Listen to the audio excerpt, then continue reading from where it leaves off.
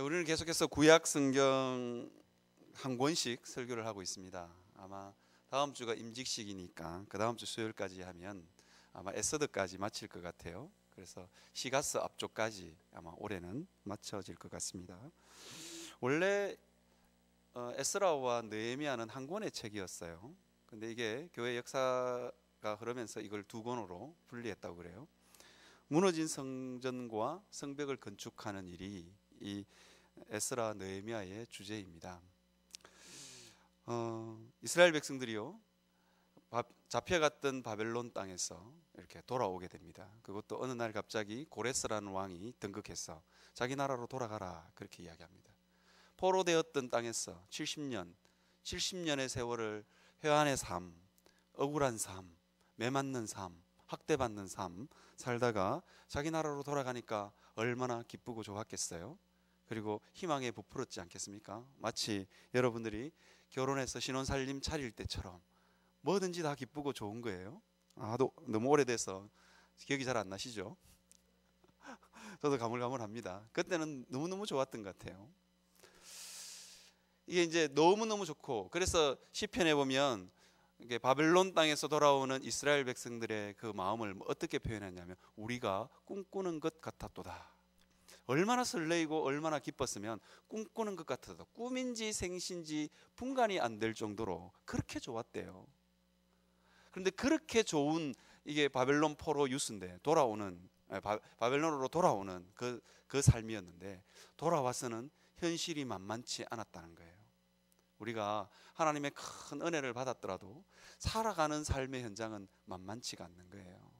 우리가 정확하게 이 역사를 계산할 수 없지만 첫 바벨론 포로 유스가 바벨론에서 돌아오고 난 이후에, 그리고 나서 성전이 지어지고 성벽이 완공되는 이 시간까지 굉장히 많은 시간이 걸렸어요. 어림잡아 한 100년, 80년 정도의 세월이었어요. 조그마한 성전을 하나 짓고 나서 그리고 성벽을 완성하는 데까지, 성전을 둘러싸고 있는 성벽을 완성하는 데까지 약 70년, 100년에 한 세대가 아니고 세 세대 정도가 지나가는 세월들을 보내었어요. 얼마나 지리했겠어요. 돌아올 때는 얼른 성전 짓고 얼른 성벽을 재건하고 타버린 예루살렘 성을 다시 재건할 거라고 생각했는데 막상 해보니까 그게 쉽지 않는 거예요. 그 이야기를 오늘 에스라 느헤미야스가 기록해 놓고 있습니다. 불타버린 성전과 성벽을 바라보면서 이스라엘 백성들이 돌아가면 나는 성전을 세우고 성벽을 세울 거다 그렇게 하는데, 현실에서 가보니까 살 집이 없고 먹고 살 거리가 없는 거예요. 그러니까 우리 집부터 지어야 되겠고, 다 황폐해진 밭들과, 이스라엘에는 논이 없으니까 밭들을 다시 일구는 일이 더 급한 거예요. 왜? 먹고 살아야 되니까. 속된 말로 목구멍이 포도청인 거예요.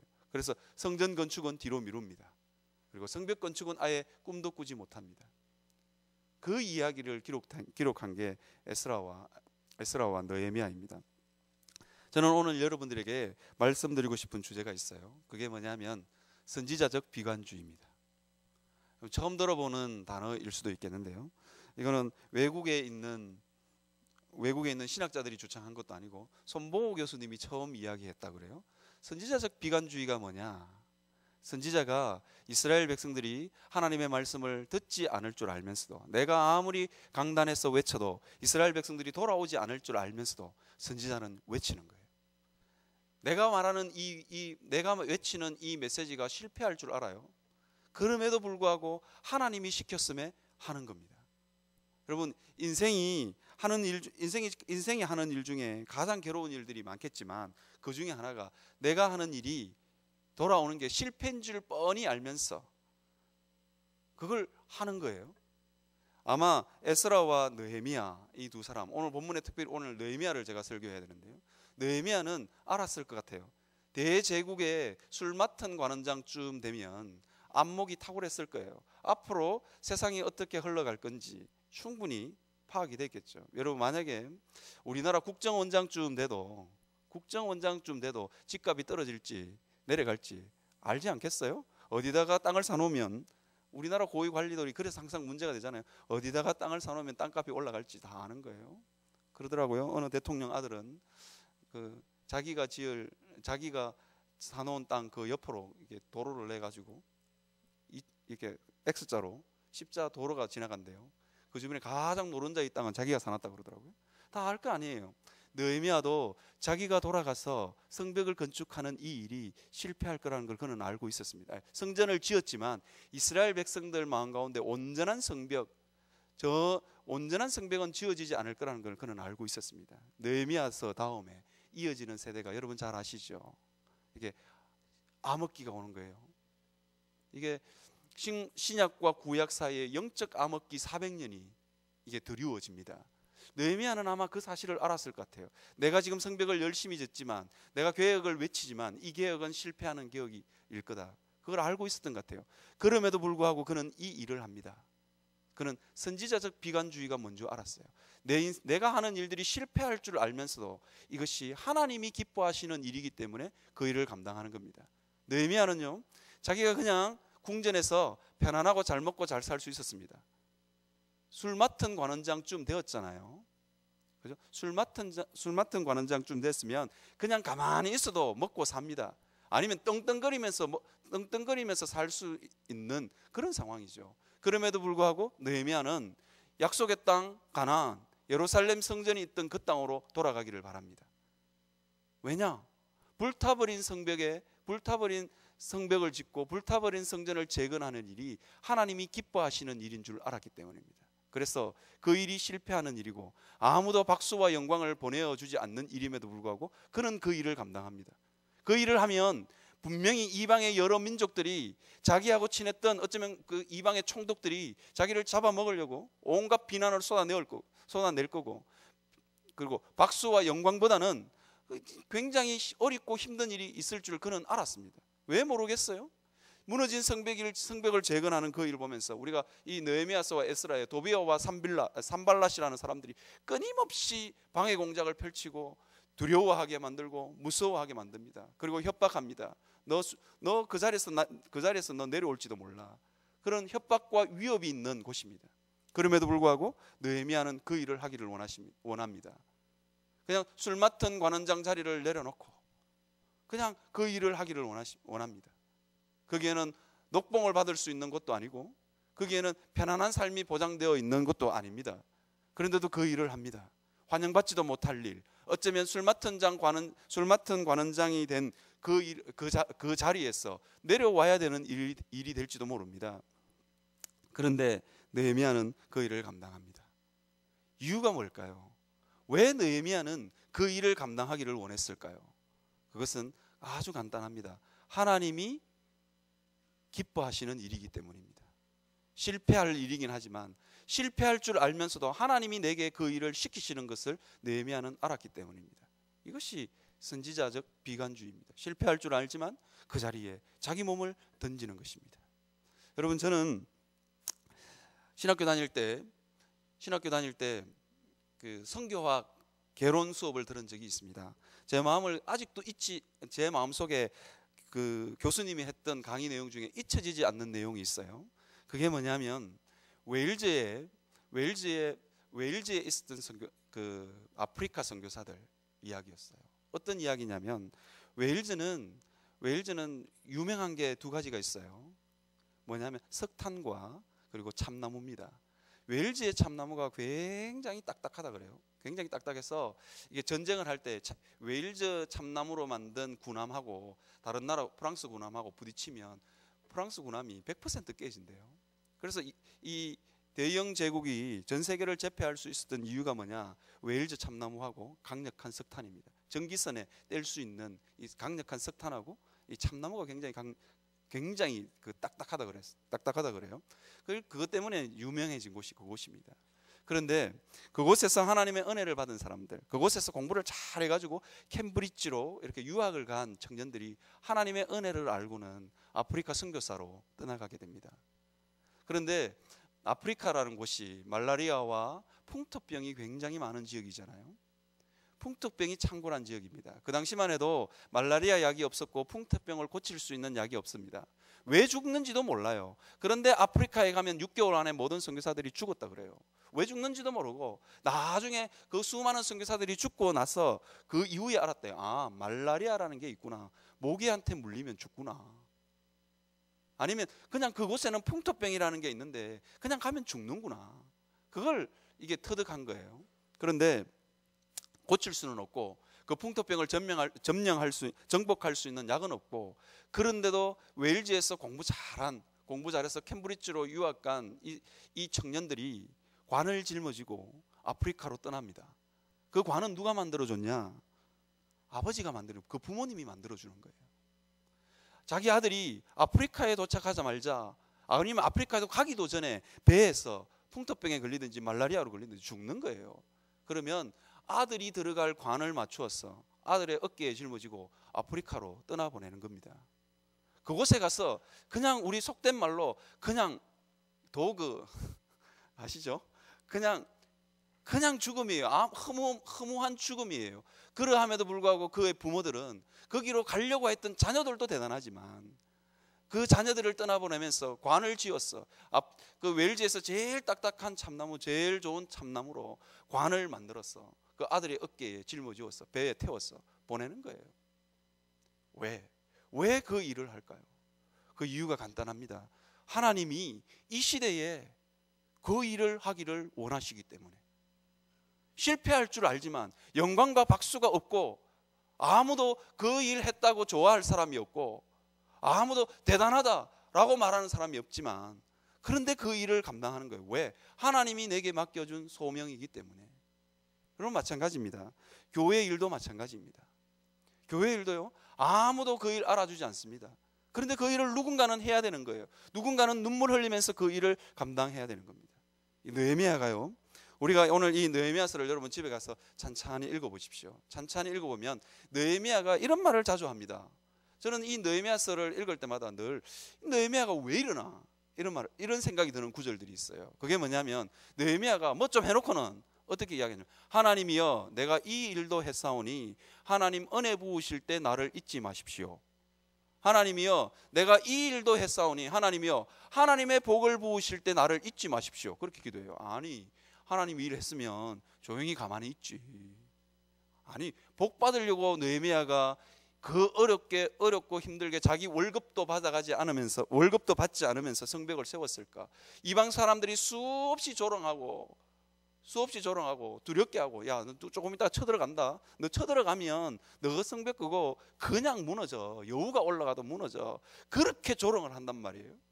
그렇게 조롱을 하는데도 느헤미야가 그 일을 합니다. 그 일을 좀 해놓고는 하나님이여 내가 이 일로 했사오니 하나님이여 나를 기억하소서. 하나님의 이 일을 했사오니 내게 복을 아끼지 마십시오. 그렇게 기도를 해요. 야, 이거 좀 너무한 거 아닌가, 그런 생각이 들더라고요. 그런데 이 느헤미야 마음 가운데 울분이 있는 거예요. 어떤 울분이 있냐? 자기가 복을 못 받았어? 높은 자리에 못 올라갔어? 박수와 영광과 갈채가 없었어? 그건 아닙니다. 박수와 영광과 갈채는 이미 바벨론에 있을 때 다 받았어요. 술 맡은 관원장 아닙니까? 어쩌면 대통령 비서실장, 대제국의 대통령 비서실장쯤 올라갔으면 박수와 영광과 갈채가 뭔지 아는 사람이에요. 근데 그것 말고 하나님의 복을 부어주십시오, 그렇게 합니다. 복이 모자랐을까요? 충분히 복 다 받았어요. 대통령 비서실장쯤 됐으면 올라갈 만큼 다 올라간 거잖아요. 그것도 포로로 잡혀간 땅 아닙니까? 그곳에서 대통령 비서실장쯤 했으면 복 받을 만큼 다 받았어요. 복이 뭔지 그가 모르는 건 아니에요. 그리고 복을 충분히 받았어. 복이 뭔지도 알아요. 그런데 복을 더 사모하는 거예요. 욕심이 많죠. 느헤미야서를 읽을 때 하나님이여 내가 이 일도 했사오니 이 일도 하고 이 일도 하고 이 일도 했사오니 하나님이여 나를 기억하십시오. 그렇게 기도하는 이유가 있어요. 그게 뭐냐?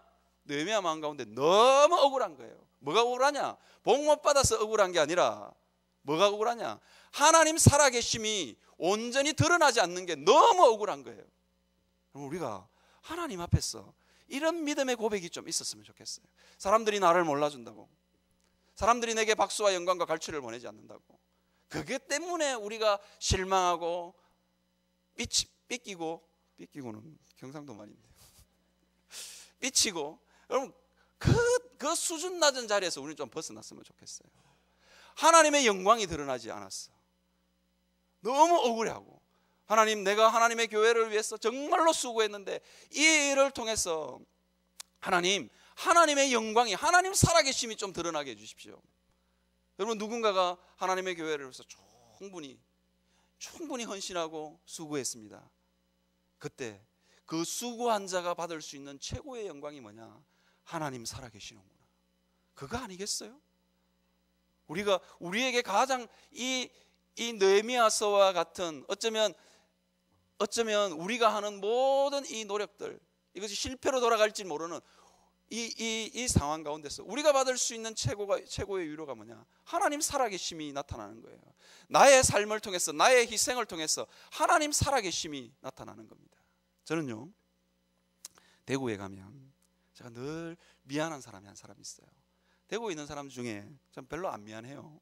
제가 다 이렇게, 제가 대구에 가면, 제가 유학생 사역 할 때는 제가 다 입히고 먹였어요.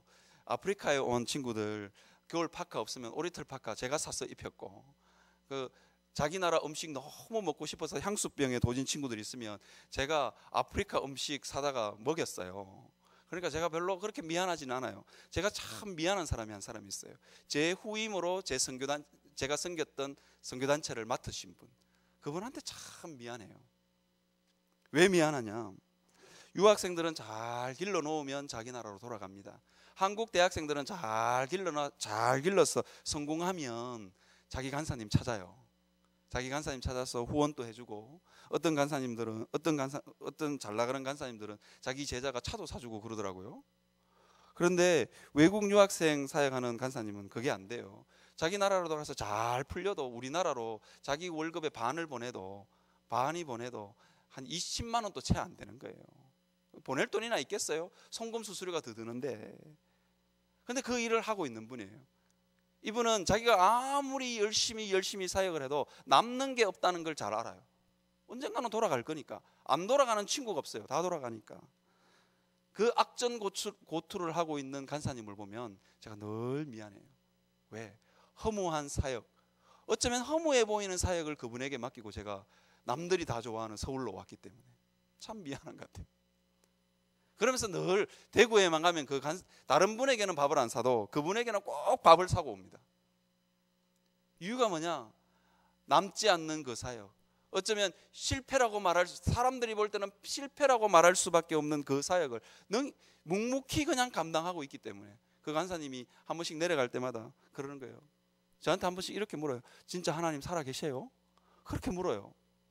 제가 10년 사역하면서 하나님 앞에 드렸던 기도가 그 기도예요. 하나님 정말 살아계십니까? 내가 언제까지 이 일을 감당해야 됩니까?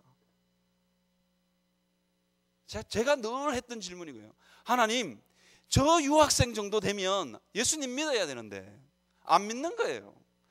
거의 5, 6년을 제가 아프면 병원에 데려가고, 심지어 자기 애 놓으면 총각이 말이에요, 분만장까지 들어가서 통역해주고, 그렇게 생겼는데 자기 나라로 돌아갈 때는 안 믿는 거예요. 그러면 공항에 태워주고 오는 길에 정말 마음이 허전해요. 그때는 그 친구를 섬겼던 우리 한국인 멤버들이 말없이 돌아와요. 말없이. 왜? 5, 6년의 세월들을 젊은 사람들 말로 삽질을 한 거예요. 삽질을. 그렇게 열심히 섬겼는데 안 믿고 돌아가는 거예요. 그 친구들이 돌아갈 때 어떻게 기도하고 돌아오냐면, 다들 봉고차 안에서, 제가 옛날에 타고 다니던 그 스타렉스 뜰뜰이 차고 그 안에서 아무도 말을 못해요. 모두 다 죄책감이 있었어. 한 친구를 그렇게 섬겼음에도 불구하고 우리 사역은 실패야. 5, 6년을 그렇게 밀도 있게 섬겼는데 안 믿고 돌아가는 거예요. 그러면서 다 절망하는 거예요. 특히 고개를 못 들어요. 저도 고개를 못 들고 옆에 있는 멤버들도 저에게 말을 못 걸어요. 미안했어. 나도 미안하고 자기들도 미안하고. 그렇게 있는 거예요. 그렇게 있으면서 다들 속으로 나중에 이야기하면, 형, 그 친구 돌아갈 때 거기 공항 갔다가 돌아오면서 새벽에 꼭 대구에서 이 공항을 갈 때는 새벽 2시 공항 리무진 버스를 타요. 그래서 공항 리무진 버스 태워주고 형 올 때 그때 무슨 생각해? 지금은 이제 다 미국 가 있고 이래서 가끔씩 만나요. 그러면서 형 그때 형 무슨 기도했어? 그렇게 물어요. 그러면 제가 한번 그래서 그 친구들하고 니는 무슨 기도했니? 그렇게 물으면 기도가 정확하게 일치해요. 뭐라고 기도하냐? 너네 나라 돌아가서 우리보다 훨씬 더 좋은 전도자 만나. 이게 공통된 기도 제목이에요. 그래서 제가 그 친구들 한 명은 캐나다 가 있고 한 명은 미국 가 있어요. 가끔씩 한국에 뭐 이렇게 휴가차 오면 그 이야기를 같이 하다가 휴가를 보내고 있다가 커피 한 잔 마시면서 정말 오래간만에 만났어요. 그래서 제가 야, 형 그때 그 누구 친구 베트남 친구 쭝이라는 친구 돌려보내면서 형 그때 무슨 기도했어? 그러는 거예요. 다들 마음속에 꼭 숨겨놨어요. 고개 푹 숙이고 이게 돌아오는 그 길에 다들 말하지 못했던 건데 한 5, 6년이 지났어. 묻는 거예요. 형 그때 무슨 기도했어? 너는 무슨 기도했니? 그러니까 정확하게 둘이 그 세 명이 일치하는 거예요. 형 그때 나는 베트남에 돌아가면 나보다 더 좋은 전도자 만나라고 기도했어. 그러는데 그 이야기를 하는데 얼마나 눈물이 나는지. 그런데 그 처량한 삶을 누가 감당하고 있냐? 제 후임 간사가 감당하고 있는 거예요. 그러면서 저보고 하나님 살아계신지 모르겠다 그렇게 물을 때마다 제 마음이 너무 아파요. 여러분, 우리는 어쩌면 하나님 앞에서 어쩌면 실패할지도 모릅니다. 우리가 눈물을 흘려 기도할지라도 우리 교회는 점점 줄어들고 한국 교회는 점점 줄어들지도 모릅니다. 한국 교회는 어쩌면 더 많이 성전이 불탄 것보다 더 황폐하게 망가질 수 있습니다. 그러함에도 불구하고 하나님은 지금 이 순간에 하나님은 우리에게 요구하시는 게 뭘까요? 네가 실패한다 할지라도 하나님 그 일을 하라고 말씀하시는 겁니다. 우리는 보통 이렇게 이야기해요. 아이고 유고예요. 아이고 유고. 그냥 아이고가 아니고요. 제 말 한번 들어보세요. 아이고 하나님 내가 가니까 하나님 당신도 따라오십시오. 그래서 아이고 유고예요. 하나님 내가 가는 길에 하나님 따라와야 될 거 아닙니까? 우리 모든 그리스도인들은 그렇게 기도를 하는 것 같아요. 아이고 유고예요. 하나님 내가 원하니까 하나님도 내 뜻에 맞춰주세요. 그러면 진짜 아이고 곡소리가 납니다. 아이고 곡소리가 납니다. 우리의 신앙 고백은 어떻게 하냐면 유고 아이고입니다. 하나님 당신이 가기 때문에 내가 가는 거예요. 그 길이 가시밭길이든 그 길이 눈물 골짜기든 가야 되는 것입니다. 하나님이 가기 때문에 하나님이 원하시기 때문에 가야 되는 거예요. 그런데 우리는 반대죠. 우리가 우리의 삶들을 한번 돌아볼 수 있었으면 좋겠습니다. 느헤미야도 그렇게 기도하지 않았겠어요? 하나님 이 수산궁에 이 휘황찬란한 하늘 궁전이 있는 이 바벨론에 머물면 안 될까요? 하나님이 뭐라고 대답하셨을까요? 아이고 유고 내가 가니까 너도 따라와. 그래서 그 눈물길, 가시밭길, 비난의 길, 실패의 길, 그 길을 가는 것입니다. 사랑하는 성도 여러분, 여러분도 그럴 수 있었으면 좋겠습니다. 하나님이 가기 때문에 가는 것입니다. 실패할지라도.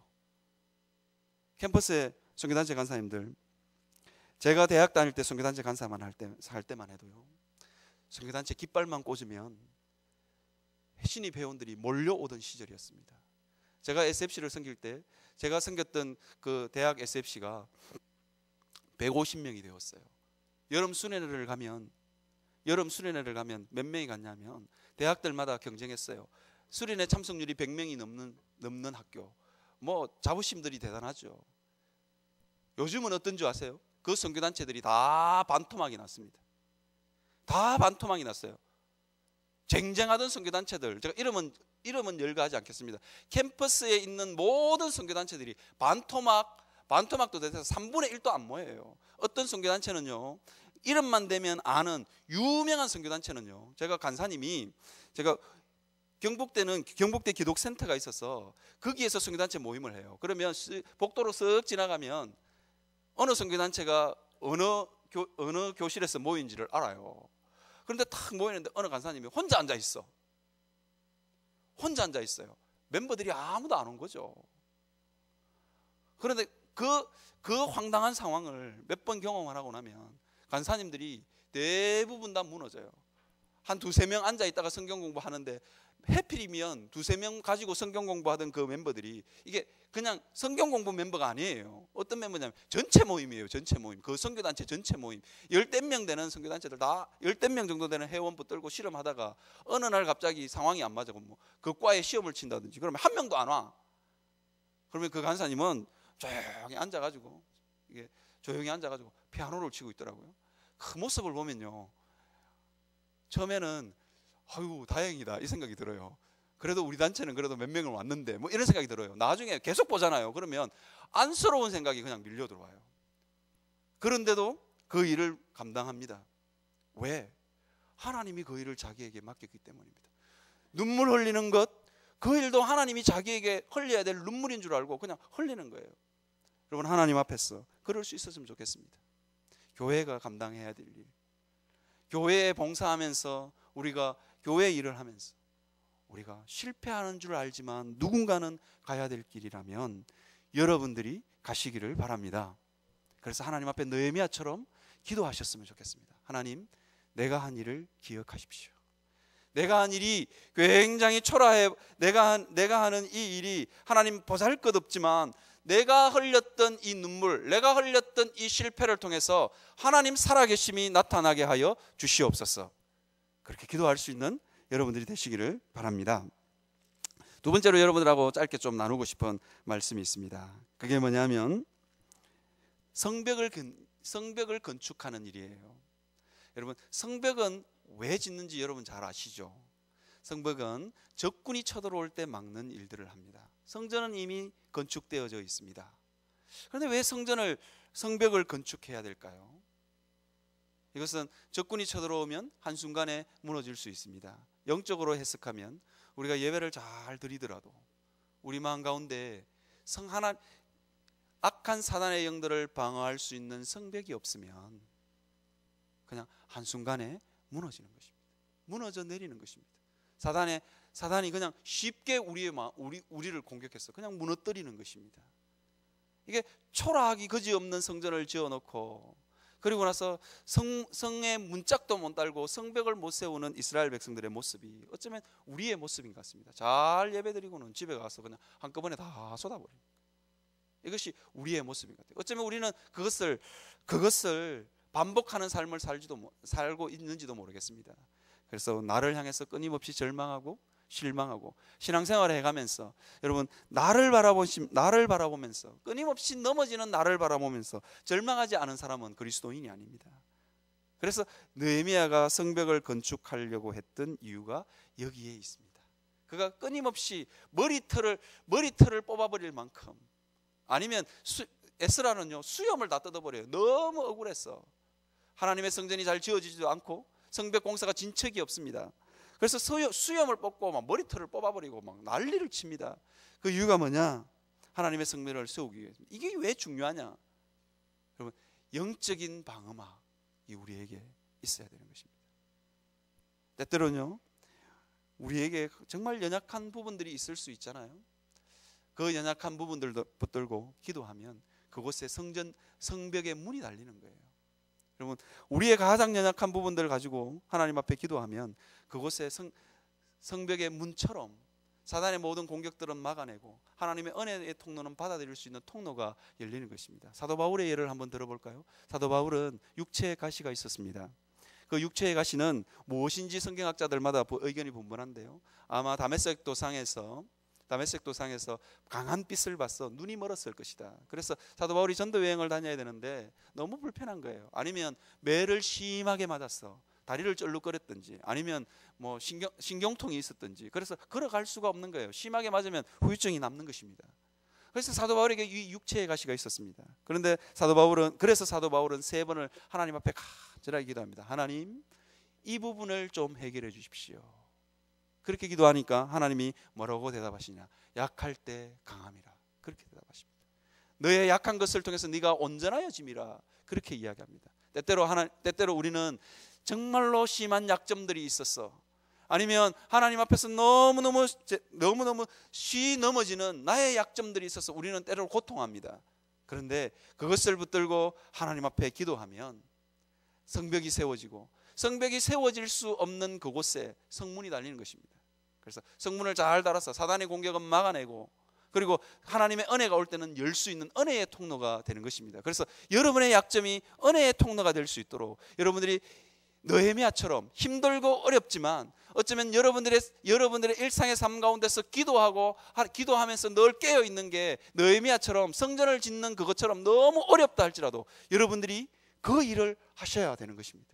그래야 성벽이 세워지고, 그리고 성벽이 세워질 수 없는 그곳에, 사람들이 많이 다니는 그곳에 성문이 달리는 거죠. 문짝이 달리는 것입니다. 많은 성도들이 문짝이 안 달려가지고 그냥 사단의 공격도 들어오고 은혜도 들어오고, 이게 뒤죽박죽이 되어 있는 것입니다.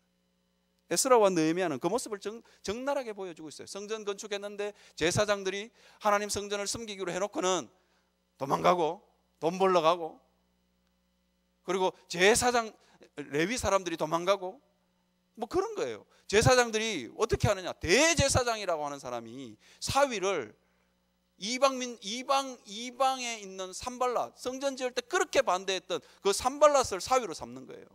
그렇게 살아가는 거예요. 그렇게 살아가는 영적인 모습과 세속적인 모습이 공존하는 게 이 느헤미야였습니다. 우리의 삶과 너무도 일치합니다. 그런 삶 가운데서 우리가 느헤미야처럼 하나님이여 내 마음 가운데 성벽을 세우기를 원합니다.